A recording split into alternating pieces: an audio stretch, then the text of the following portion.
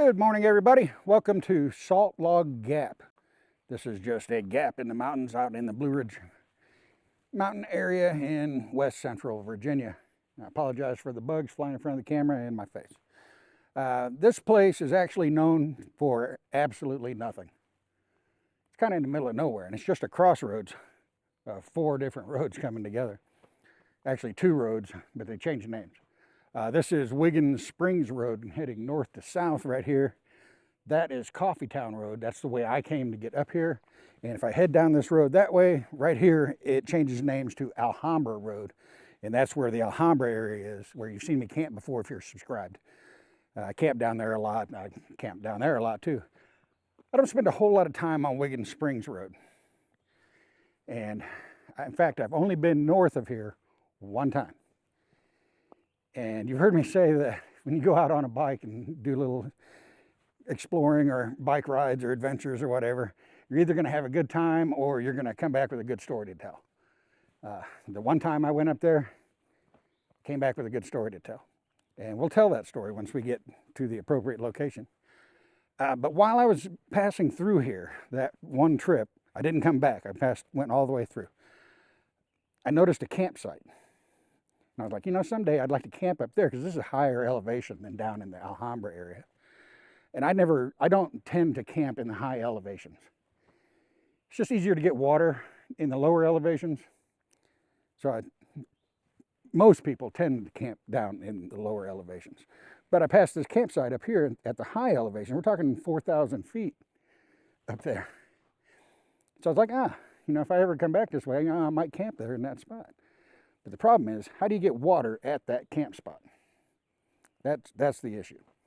Now here at Wiggins Springs, it's called Springs because there's a spring called Wiggins Springs where water is coming up out of the ground. But it's flowing down the mountain that way. You run into it on Coffeetown Road. There's another spring in between here and Wiggins Springs called Hog Camp Gap Springs. And that heads down to Alhambra. And it's not too far from here. So that is the closest one that I know to that campsite. I know of another one farther past it called Livingston Springs, but there's supposed to be one between Livingston and the campsite, maybe about halfway or so in between, called Greasy Springs. I don't know where that one's at. So we're going up there to look at the campsite. We'll check that out. We'll go see if we can find this Greasy Springs and see if it's, you know, doable, because you don't want to leave your campsite and travel miles to get water and try to carry it back on a motorcycle. You know, it's just one of those things you don't really want to do. Now, I don't want to come down here to get it and go back up the mountain, you know, just for water. So I'm hoping that Greasy Springs is fairly close to that campsite and we can find it pretty easily. It's probably coming down the side of a mountain and passing under the road, heading down to Alhambra again, because that makes up the Piney River that's down there. So Hog Camp Gap Springs, Greasy Springs, and Livingston Springs all head down to Alhambra, where Piney River is. So we're gonna go up there and check that out, and I've got something else up here to show you guys. We'll do that at the very end of the video, and I found that on Google Maps, just looking one day. I was like, what is that? Turned out pretty neat. We'll go check that out. So first thing we're gonna do is head up the mountain to the campsite. We'll see what's there, see if it's worth doing.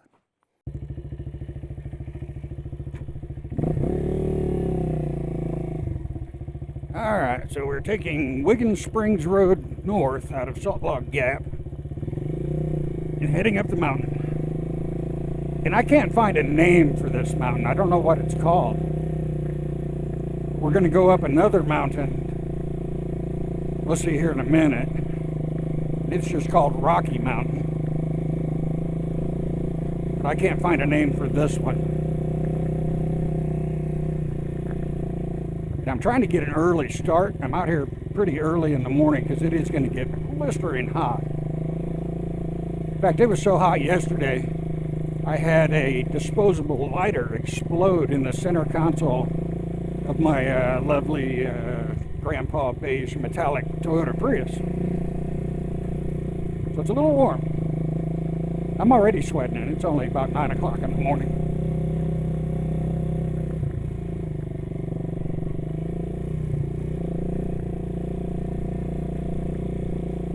But me and my little adventure bike Bimble can handle it.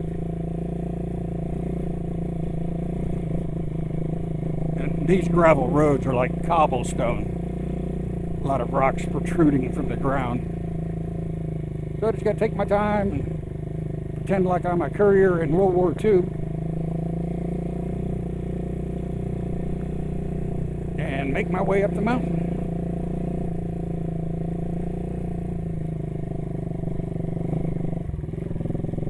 Some people may look at this and go, oh, that sucks. That's a terrible bike to be doing that on. Honestly, all bikes suck, really. Because when you look at the weather, you know, we're always dodging heat, rain, cold, snow, ice, bugs hitting you all over your clothes. I mean, motorcycles do suck compared to cars. Cars protect you from all that stuff. But I think that's one of the things that enhances the experience on a motorcycle. And we love that kind of stuff. You know, compare that with, or combine that with the sound of the engine, and the feeling of the wind in your face as you get moved, propelled along faster than, you know, my dad bod can go on its own. You know, we enjoy that kind of stuff. Probably the reason why whenever you see a dog with his head out the window of a car, he's never not enjoying himself. He gets it just like we do. So I think the discomfort and things like that on a motorcycle, you know, like I said, it kind of enhances the experience. Like I said, you're either going to have a good time or a good story to tell.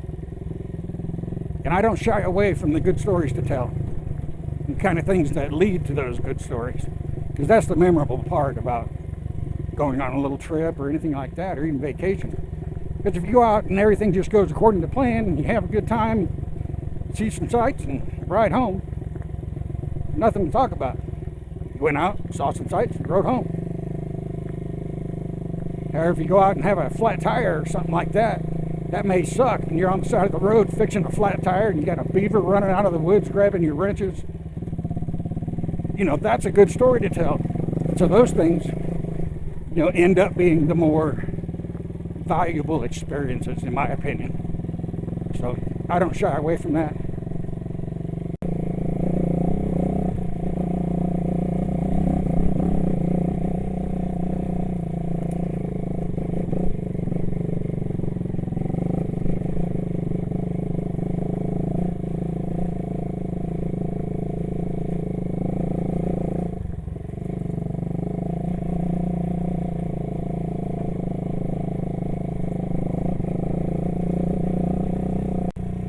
Alright, so we got this little intersection right here.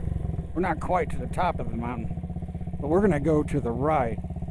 If I continue that way to the left, that's going to take us up where I'm going to take you at the end of the video. We're going to go up there and see what's up there.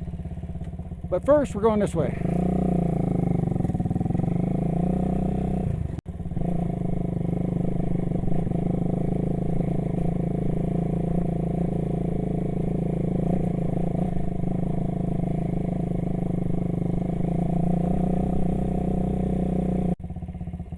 And I think this is where the campsite is.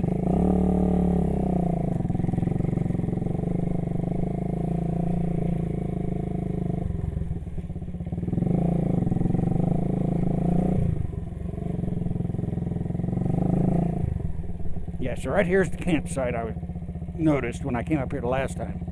So you got this little grassy area here, soft ground to camp on, you got big rocks, fire pit. So not a bad spot, but there's no water here. That's the concern. So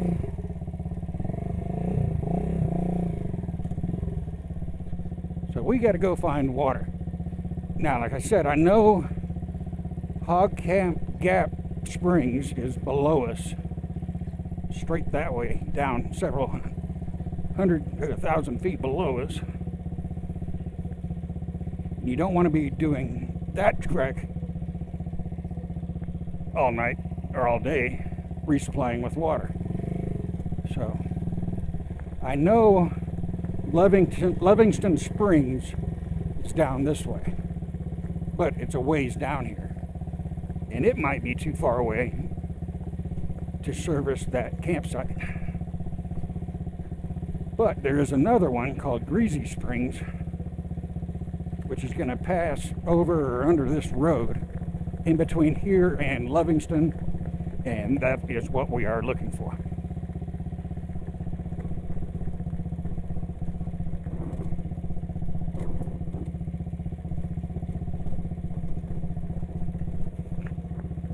I'll pull over here for just a second. I don't know if you can see through the foliage there.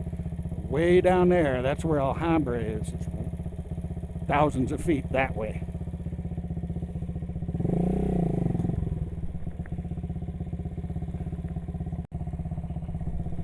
And that is the Appalachian Trail right there. You see the white blaze on that tree. Turn my idle down just a little bit. You see that white blaze on that tree? That's the Appalachian Trail.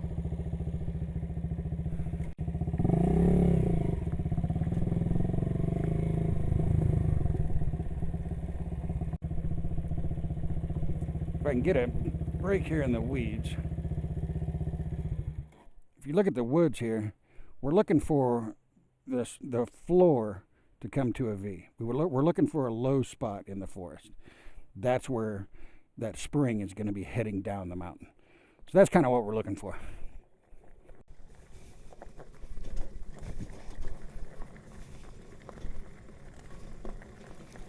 So I'll just continue coasting on as if I'm on a beach cruiser bicycle.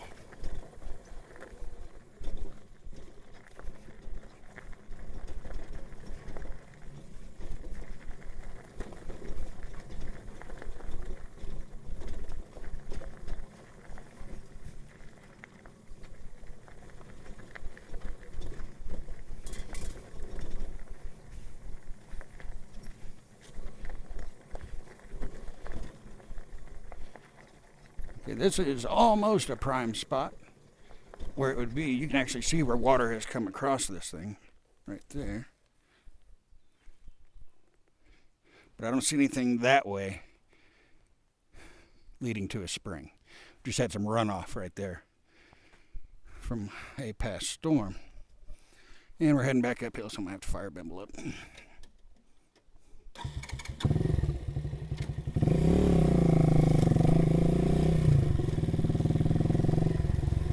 So the further we end up traveling down this road, the less viable that camping spot is going to end up being.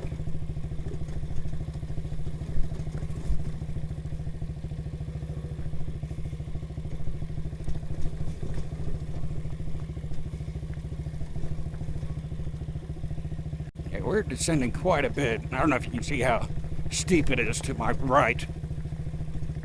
That is like a big drop. Right there. You fall down in that stuff. Take a helicopter to get your bike out of here.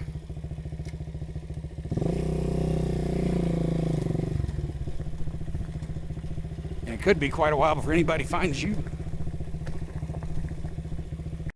Alright, here's where some more water has crossed the road. But where did it come down from? Back there, it looks like. I'm not really seeing anything I would consider a spring. So I'm going to assume this is not it.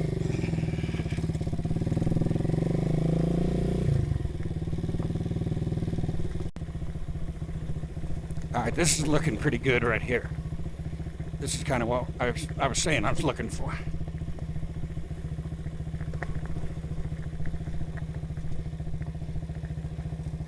Yep, this is it. Alright, let's kill it.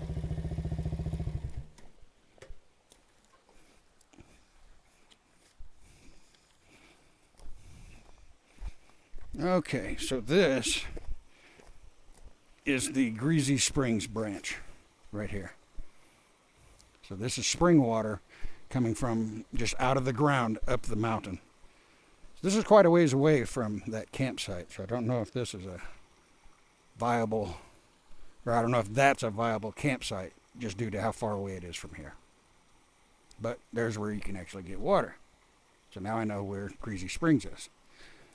Now, we're going to continue on because we're going to Livingston Springs. And that's where we'll tell our story about how we didn't have a good time back here one day.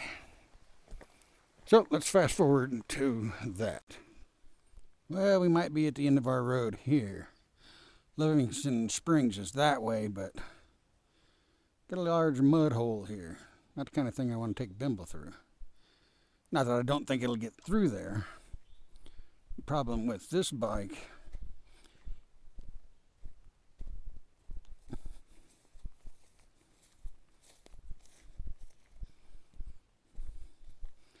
is I don't want to get that battery swamped out. Even though the intake is up high pretty well, the battery's actually mounted pretty low.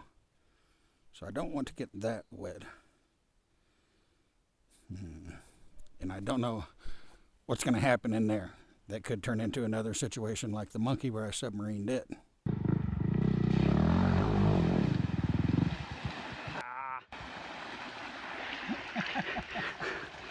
So we'll just set up a camera and do our talk right here before we head back.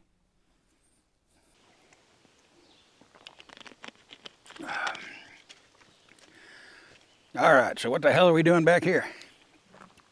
Like I said, I came this way one other time, and the reason I came this way is because not far from here, down in the Alhambra region, is what's called the Shoe Creek Trail.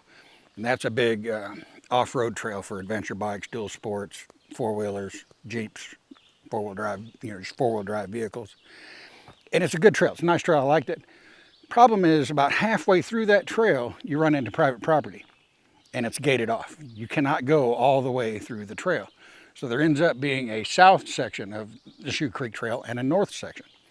Now, if you're on the south section or the north section, and you ride that portion, and you want to go to the other portion and ride that in too, it's 40 miles out of the way to get all the way around this thing and end up on Route 56 up by Crabtree Falls to get to the other end of it, or come all the way back this way. It's about 40-mile, drive. So you're looking at well over an hour on the speeds that these roads are to get there. So I was trying to scope out a shortcut. And this road on topographical maps actually shows that it goes all the way to Route 56. So if you could actually take this would be like another little adventure road you could take to get to another trail. This would be an enjoyable thing to do, because on this, you're not looking to just bypass everything as fast as possible. This is kind of an adventure in itself. So I thought this would be a good thing. Now, past our little bog here, I don't know if there's more of them. Like I said, I'm not going to take Bimble through there because it doesn't have the ground clearance to be fording mud bogs. We don't know how deep that really is. There is a dead end. The map shows that the road goes all the way through, but it doesn't. It dead ends. And there's a little cul-de-sac back there, and you can see where people have camped right there. So I was like, this isn't on the map. What is this? And keep in mind, I was on the Honda Monkey at that time. So I parked the Monkey, and I'm kind of just standing there taking a break, wondering, what's going on, because this is not what the map is showing. And I realized, once I started walking around and looking, you could see that there's an abandoned road is still there. It does continue on, but the road's abandoned. Nobody's been on it in a very, very long time.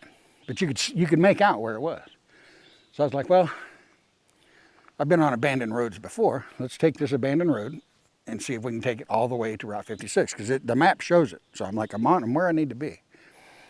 So I got in there, and it wasn't long before I got to like deadfall crossing, the road. And so there's, no way around it. So I have to pick up the Honda Monkey and kind of work it over a log, get on the other side, and continue on. And so I kept doing that. And some of them would be too high for me to lift over. So I'd have to drag the bike underneath it. And I can only lift that, 240, 250 pounds. I can only pick that up so many times before I start getting tired. And I got to a point where there was a cut in the roads where, the hillside comes down like this, and they've cut a portion of the road through like that. So you got a steep wall, flat road, and then downhill, and then uphill here. Deadfall had fallen across that, and I couldn't get under it. It was too high for me to lift the bike over it. And I knew I didn't want to come back because I'd be lifting over all those logs and things that, I'd already crossed. And I was like, I got to go around this thing. So the way to go around it is go down the mountainside just a little bit, turn, and come back up. Well, I got down there, and the monkey didn't have enough traction to get back up the hill. Not with me sitting on it, but with me off to the side trying to help push it up the hill. It would just dig a hole. It was too steep to get the monkey up. So now I'm in a spot where I'm like, fuck me. You know, am I going to end up abandoning my bike and walking out of here? And I decided what I'd do is just continue on, because I had to be closer to the other side. You know, just judging by the distance that I estimated that I'd gone. So I ended up sitting down on the side of the hill, on the mountainside, with the monkey below me, and reaching down and grabbing it and pulling it up to me, and then scooting back a little bit, and reaching down and pulling it back to me, and worked my way up the mountain that way to get that monkey back on the road.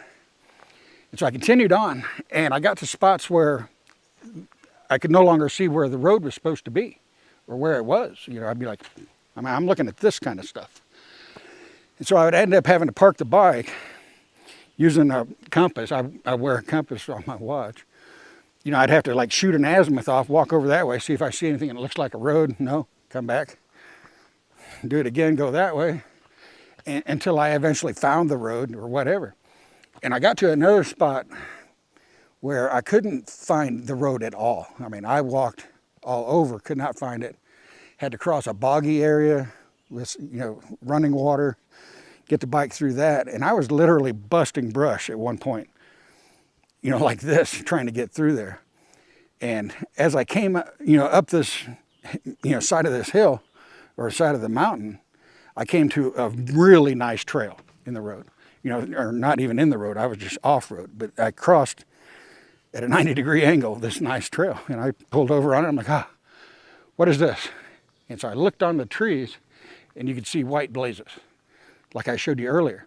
That's the Appalachian Trail. So I had actually found the Appalachian Trail, you know, just off in the middle of nowhere. So I'm like, all right, if nothing else, I can ride this and find my way back to civilization.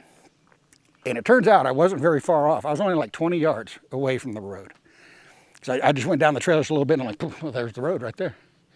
So now I knew exactly where I was. So I was at the intersection of that road and the Appalachian Trail, which meant I was only about a mile from Route 56. So I'm like, here's my road. I only got to go a mile. I'm back in civilization. And I've been out here for like 8, 10 hours. You know, because it's very slow going through this, you know, cross country. And so I did have to cross a few more, you know, deadfall spots, and even ended up moving a log out of the road because it was just going to be easier to move the log than it was to lift the bike over. And I came to a gate that said private property, no trespassing. I'm like, well, shit, this is the road that I need to be on. This gate's not on the map. It says I only need to go about another quarter mile, and I'll be at the highway. I'll be at pavement. So I'm like, crap, you know, and the sign says, you know, no Appalachian Trail hikers. You know, they don't want anybody walking through this private property. I'm like, you know, it says trespassers will be shot, all that good stuff. Well, there was an alternate route that I had passed. Once I got on the road, there's a branch that went off to the right. I was like, well, that was my alternate route. It leads back to the same road. So I can get on that, you know, since this one's blocked, I'll just take that one around. So I go back through, over the logs, everything again, and I come to another gate, private property again, showing the same thing, no Appalachian Trail hikers, they don't want anybody in there. And at this point, I'm like, fuck all, I'm getting out of here. I slid the monkey under the gate and got on this private road, which I don't think is legal, actually. And I got, you know, maybe an eighth of a mile down the road, and a guy in an SUV comes flying down the road to confront me for being on private property. So I explained to him where I was, you know, what had happened. He's, you know, while he's telling me I shouldn't be in there, you know, I'm like, hold up, just chill. And so finally it dawned on him, you know, where I had come from. Once I was able to like show him on the map, you know, look, this is where I came from. I came through all of this, and I'm here. I'm just trying to get to this road, which is right over there. That's all I'm trying to do. And he was looking at the monkey going, you came through all of that wilderness on that little mini bike? And I was like, yes. He's like, all right, I'm gonna let you go through. Don't come back, but I'll let you go through. And so I ended up making, like I said, it was only about another eighth of a mile or so up the road. Bang, I was back on pavement, and I made it all the way through. So that's what I was gonna show you back there was, you know, where the dead end is and where that old forest road actually, you can see it. I've got some footage of it. I'll insert that in here so you guys can see it. It's like I said, it's something that just turned into what was supposed to be just a good little ride. Turned into a freaking story to tell. Because like I said, I was in the middle of nowhere. I'm in the middle of nowhere right now. I don't know when the last time a car has been down there, a truck or anything has been down this road. I don't see any fresh tracks other than mine. So I'm going to take a little bit of a break, let Bimble cool off a little bit. We're going to head back down this road and get to Rocky Mountain. And I'll fire the camera back up once we get there. Okay, we have made it back to our original intersection. That is Salt Log Gap that way. We came from that way and we are heading this way. This is going up Rocky Mountain. I guess I'll see you at the top. You guys probably didn't even realize that Bimble was a hardtail scrambler.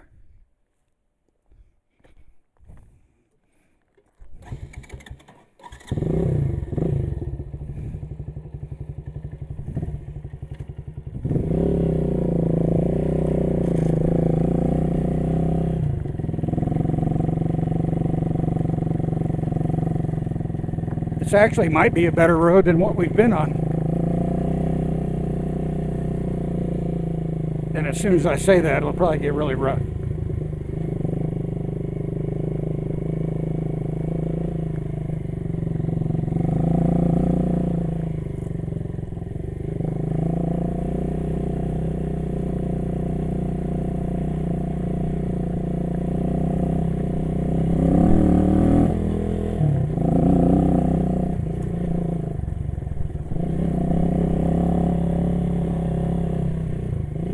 And just exactly what I said.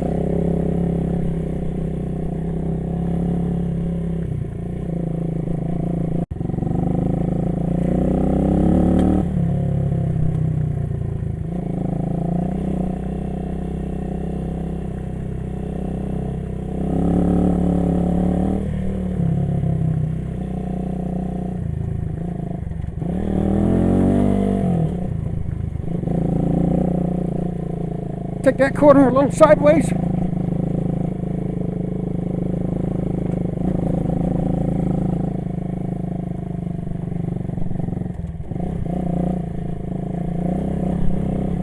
Oh, we're at the top.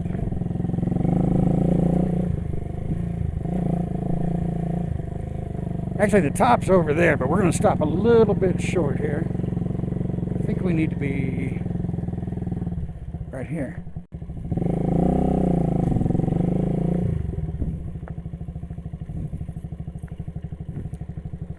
Yeah, this up here is a FCC site, is what this is.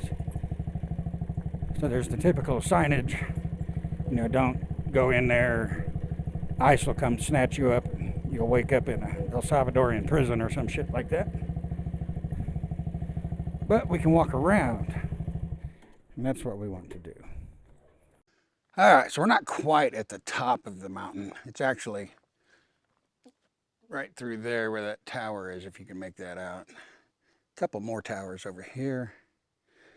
And of course the one we are pulled up to, which is this one here. I assume that's a cell tower or something. It says Dominion Energy on it.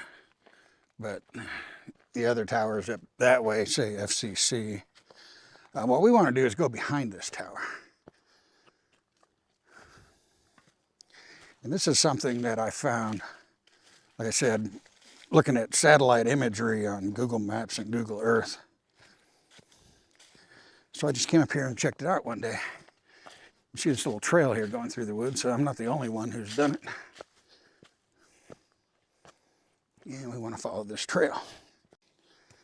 And if you follow that trail, you eventually come out to this.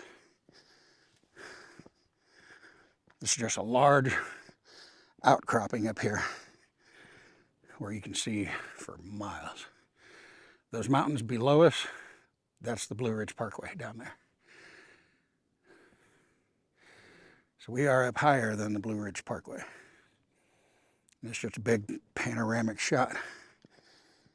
It's not a cliff or anything up here, so you can walk down it quite a ways. Get a look around the corners.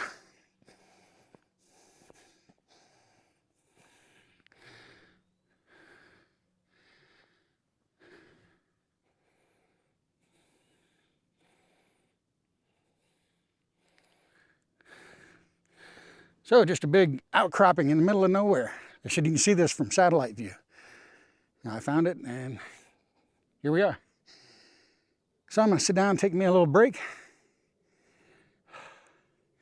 Me and Bimble head back down towards the Blue Ridge Parkway. That's how high we are.